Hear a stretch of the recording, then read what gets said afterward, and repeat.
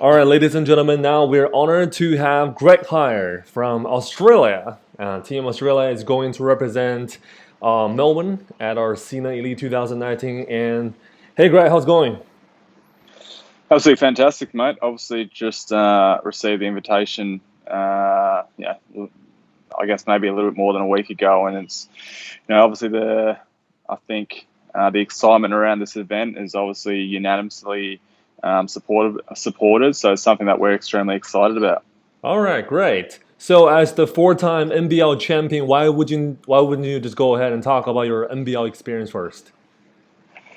Yeah, I mean, obviously, I've been playing professional basketball for the last 10 years at the highest level in Australia, and did that with my hometown club, which is the Perth Wildcats, and was fortunate enough to play 243 games and vice captain in many of those championships, and Yeah. retired this season, moving on to the next phase of my life, and it's amazing. I guess I'm a firm believer in things happen for a reason, and I retired at the right time, and have fallen into the 3x3 world, and the opportunities that have been created in the last few months have been amazing, and I mean, obviously it's a different game, but you still got to put a ball in the hoop, so it's something that I relish.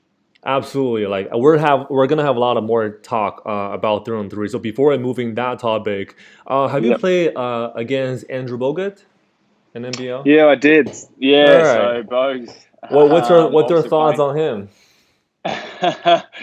Well, I mean, obviously, I'm not sure if he's universally liked in China, just due to his social media activity. But no, Bogues is. I mean, I guess he's been one of the best products that Australia have produced, and I've been Hmm. fortunate enough to have played, against Joe Ingles, Paddy Mills, and the likes, and fortunate enough to play against some of those NBA teams last year. So yeah, I mean, it's amazing. Bogues is, we got a fair share of wins against him last season, so Yeah. I'm happy enough to say we got the wood over him. All right, great. Thank you. Thank you. Now I'm just gonna talk a little bit more about Olympics. So the current four Yeah, teams are qualified for Tokyo Olympic 2020 yeah, are Russia, China, and Japan and Serbia. So what do you think of the quality of the lineups? yeah, for sure. I mean, you look at Serbia, and I guess from a professional standpoint, Novosad and Dusan Bullet and Mastrovic. I mean, they've been, Yeah. I guess, synonymous with the success of 3x3 basketball, and we've been fortunate enough to play Japan on many occasions in the Asia Cup, Hmm. and I guess a really potent lineup as well. And I've actually just played against the Russian lineup just in Manila only a few months ago. So yeah, I mean, that's what I guess 3x3 basketball does, right? It gives, I guess, nations that maybe sometimes don't get the opportunity to to play at a high standard at the Olympics just because Yeah. of sheer population, gives them another opportunity to compete. But yeah, I mean, Serbia is a powerhouse in all traditional formats, 5-on-5, 3x3. So it's no surprise that you see them there. And we obviously we played in the World Cup in Amsterdam early in the season. To see all those countries that you've mentioned, it was really good, and to see, I guess, where we shape up too. All right, great. Thank you for your opinion. And actually, recently, the Chinese Basketball Association released a policy that kind of any basketball player, including CBA, which is the Professional Basketball League, are eligible to apply for joining the national 3-on-3 basketball team and become an Olympian. But the enrolled players have to give up, their rights to play 5-on-5 basketball. So does NBL has or Australian Basketball Association have the same policy, or what's your thoughts on this matter? No, I mean, it's exciting. I mean, China House are a powerhouse too, right? Like, I mean, I absolutely love.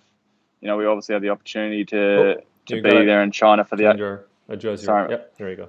sorry, we were Okay. fortunate enough to be in China only a few months ago for the Asian Cup, and then the other side, like it's a rich history. Obviously Yao Ming and Yu Jinlin, all these guys, and obviously Australia have a really strong relationship with playing China on many formats, whether that's exhibition games between neighbouring nations.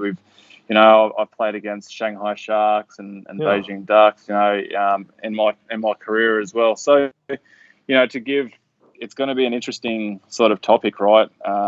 correct. with those plays with 5-on-5, whether they choose 3x3 and see what's a medal chance. Because realistically, if I look at it and say, and this is an opinion piece, if the best Chinese players play 3x3 basketball, I would say they're arguably a medal chance in the Olympics now.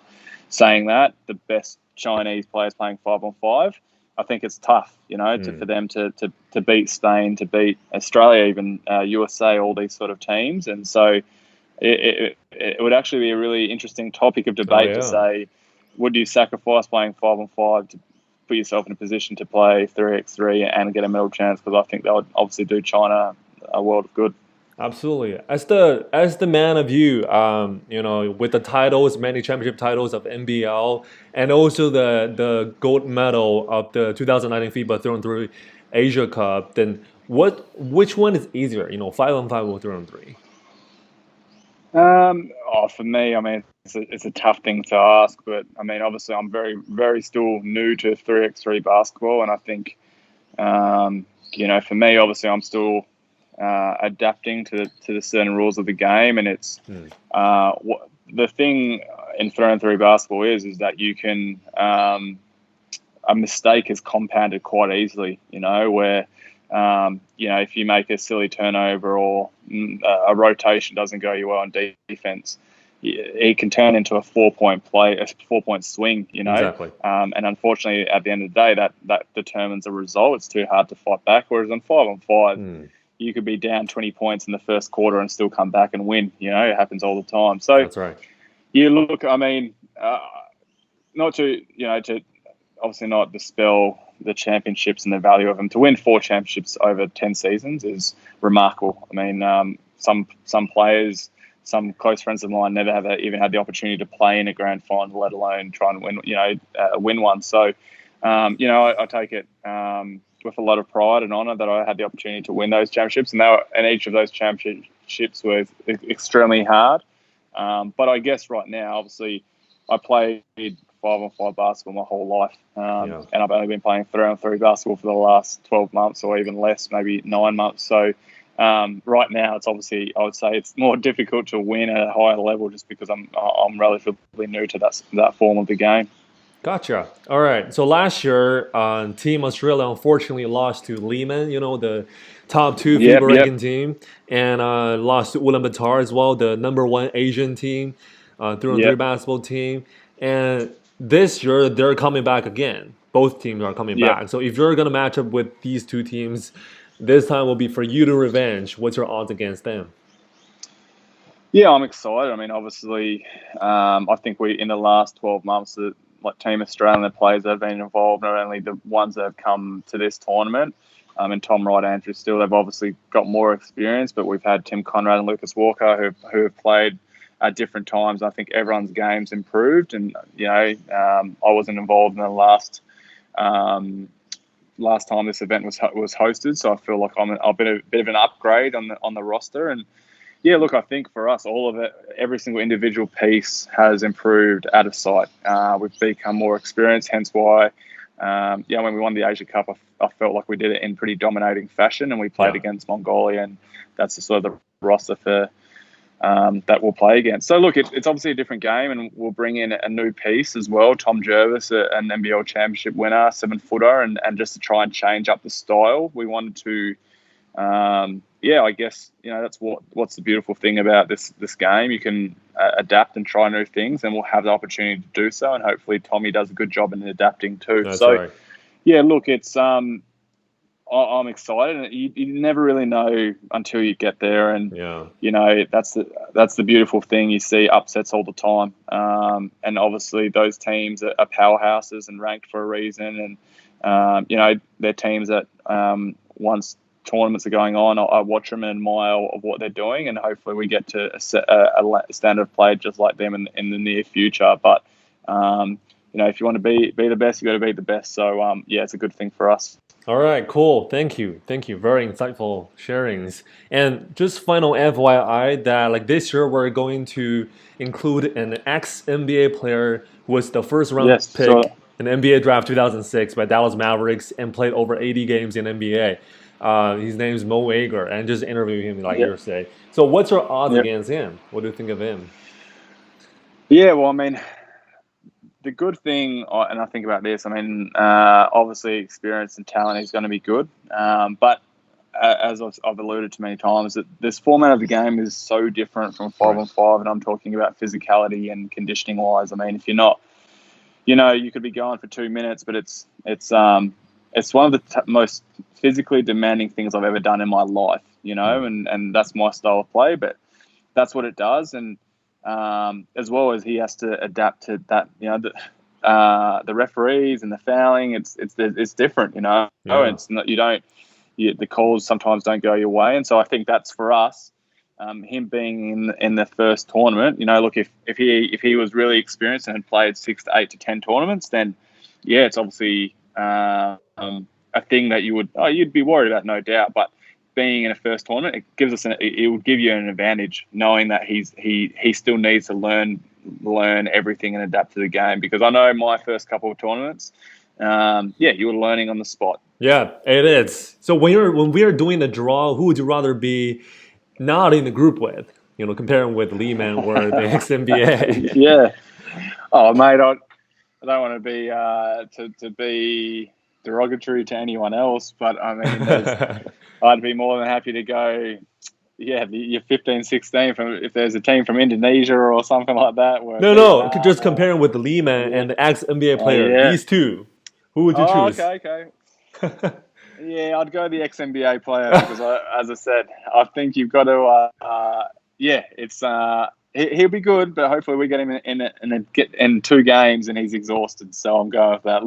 Lehman, look at him, have been powerhouse for the last 4 or 5 years. So they know styles, all that sort of stuff, Right. and that only comes with playing together for hours on hours. That's right. Yeah, last year we sent the champion team of 2017's champion of our Senior Golden League to Through Hustle. Actually, we found the competition out there. Yeah, it was in Sydney. Yes, right in front of correct. The Sydney Challenger. Yeah. Correct. Yeah, it was pretty competitive. Yeah. Yeah. So, what's your awesome. final goal for the 2019 Senior League?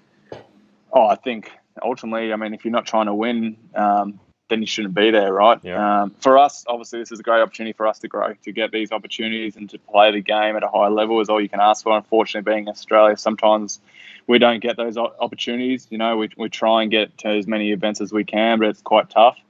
And so for us, I mean, we had a really good performance only a couple of months ago, so hopefully we build on that. We've obviously got 3 guys that have played this format of the game quite often now and really experienced. And all 3 of us in the top 10 for Australia. And then we bring in a new piece. So we only hope is that Tom Jervis can really slot in early. And then, come hopefully the first day we go unscathed. And then the second day we can sort of, once those crossover matches, we can get to that crossover section. And that gives us an opportunity to win because, we're flying a long way, and it'll be a lot more sweeter to come home with the crown than just getting bundled out in straight sets. All right, good luck, sir. You run the Perth-based charity Youth Focus, and that's pretty inspiring. Like, are you going to actually come into China, then bring some impact to the local kids here as well? Yeah, I mean, I'd love to. I mean, it's all time-wise, and obviously I'm there a couple of days earlier. I mean, every single time I go to a trip, I try and I'd love to get out to a school and run a clinic or hang out or shoot a basketball hoop. It's amazing what sport can do. It's an unbelievable vehicle to engage with kids. It brings a little bit of happiness into everyone's life. Absolutely. So, no doubt. I mean, I think it's a beautiful thing. I think that's what this game does as well. Like off the court, you're pretty close to the action, and hopefully kids can come up, take photos, sign away, whatever it may be. Yeah. But depending on permitting time, I'd love to be as engaged as I can in schools, communities, wherever it may be. So, I'm looking forward to it.